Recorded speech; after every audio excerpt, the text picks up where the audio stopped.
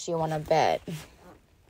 Welcome back to the program, everybody. Good morning to all of my viewers, listeners, and Soul Tribe family. The name of this program is called It's a Conspiracy, But It Ain't No Theory.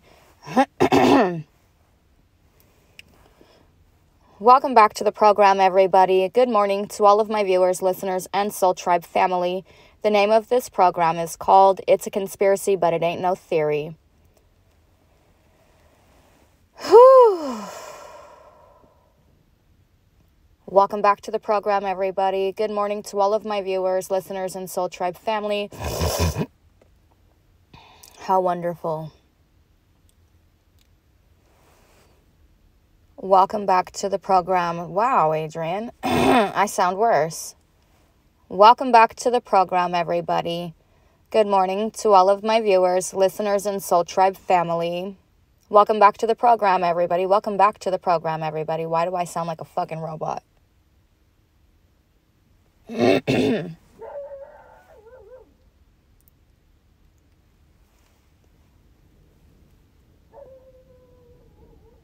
Do you hear Joy? She said, stranger danger. That's what she's saying. I heard her.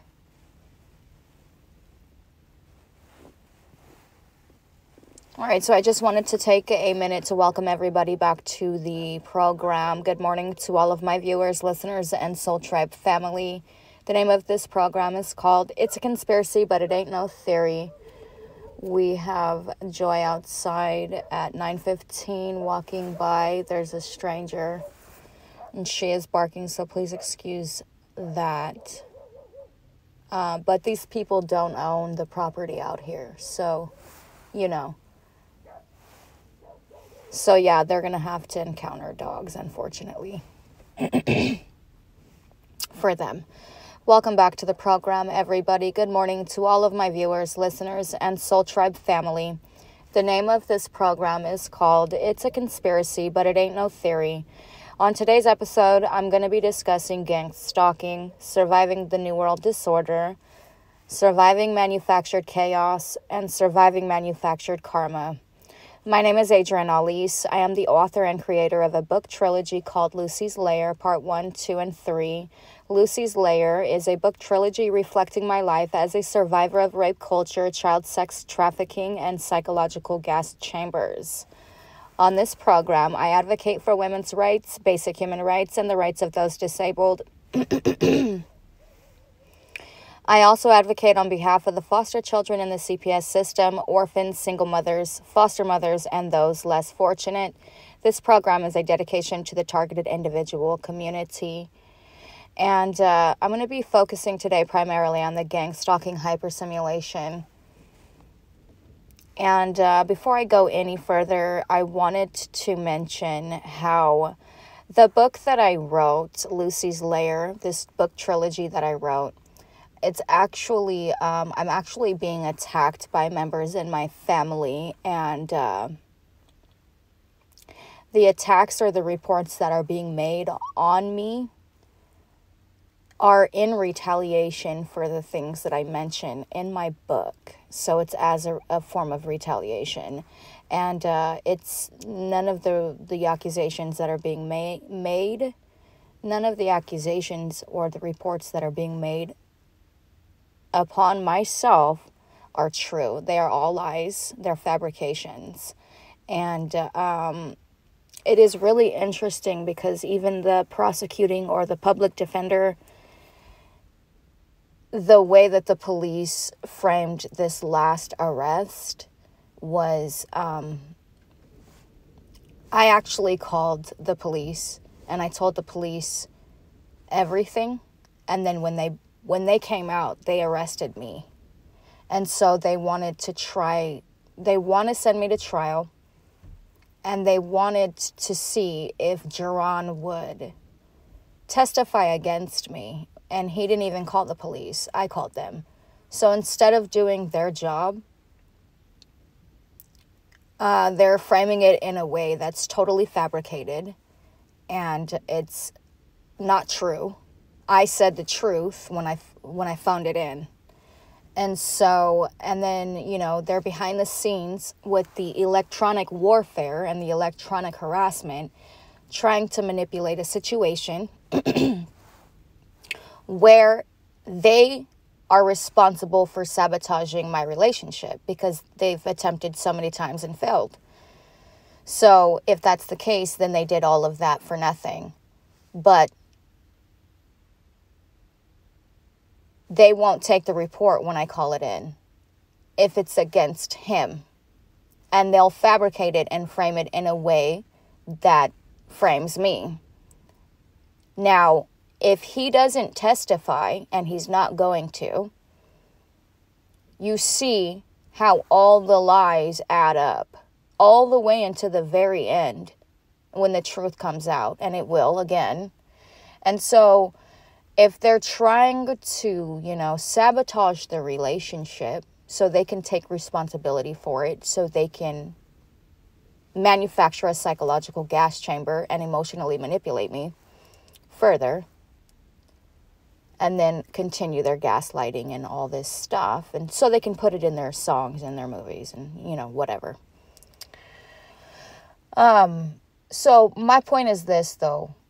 Why does it have to come to, you know, the truth versus a lie? And the truth is going to win for sure, because Jerron's not going to lie about me. He's not going to get up there and lie, okay? He's not going to testify, especially not after all the sabotage they've put our family through. And even without all of that, he wouldn't. He's not going to, okay? So, you know, so all of these failed attempts, again, for nothing is basically what I'm saying. And it can't be for nothing, because they need something to write about. They need propaganda. They need a propaganda machine. They need energy to harvest. They need suffering to manifest in order for them to feel good about themselves when they sing their songs and, you know, are in their movies and in their podcasts and write their books and what have you. Like if they're some sort of hero, when they know that that's just simply not the case. And so they want to sabotage the relationship. This is what the military-industrial complex does. They're experts at it. But if they want to sabotage the relationship, why can't they take the police report when the police report was made properly? Why does it have to be a situation where it's reframed and then there's this narrative that's not true? Why does the truth have to come out in the end, only after the fact that all of this abuse, negligence, and sabotage has occurred? It shouldn't be that way. Why is it that women get used the way that they do? And it's okay, even all the way up until the end. And what do they end up getting? You know, false police reports made on them. False reports for child neglect. What does this all add up to? A ritual, a satanic ritual. And so, I mean, like, it's going to come down to that pretty much every single time. And the targets that are being targeted are being exploited on a federal level as a form of warfare. So everybody in the community is supposed to partake in this exploitation. And if they don't, they get punished. And so that leads me to a whole nother thing, which is how they're quite literally able to manufacture crime on a targeted individual like myself. If I go to make a payment, go to buy something or purchase something, make a payment, they are actually able to crash the payment system, the point of sale system. You know, it doesn't matter if this is a brand new system, if it's Apple, it's done, down and out, just like that, gone. In an attempt to have the target, myself, this actually happened, leave without paying so that they can be charged. You know how easily that would have been? The second I would have left, all she had to do was call the police and say I robbed her. And I would have gone to jail. Again, same exact type of frame up. Same exact type of lie. Same exact type of bullshit. Same exact type of setup. Luckily, I came back with the $600 that I owed her, and I paid her in cash. And I don't think it took me very long, probably not much longer than an hour. So, in the event that she was going to call the police or whatever, because this is the way that the community is set up, okay? Because they infiltrate every single aspect. And they get paid to do this. And that's why it's called an inside job, too. So, but I love to sit here and talk about this conspiratorial stuff. I don't like to live it. I don't enjoy living it. I do enjoy watching the truth be revealed and having that revelation every single time. That is fun for me. That's exciting. All right, so I wanted to try to leave it off on a good note. I know I advocate so much, but I don't want to go too hard and I don't want to go too crazy. I want to leave it off on a good note. Luckily, the lady let me leave and then come back. So she was really cool about that. And I'm really happy with all of the work that she's done for me. And I just want to try to leave it off on a good note and try to get as much of a high vibe flowing as possible so I can raise the frequency of myself and of others. So anyways, try to get out there and enjoy the rest of your day. And hopefully I can get a little bit better at doing my podcast and less awkward. Thanks for joining me.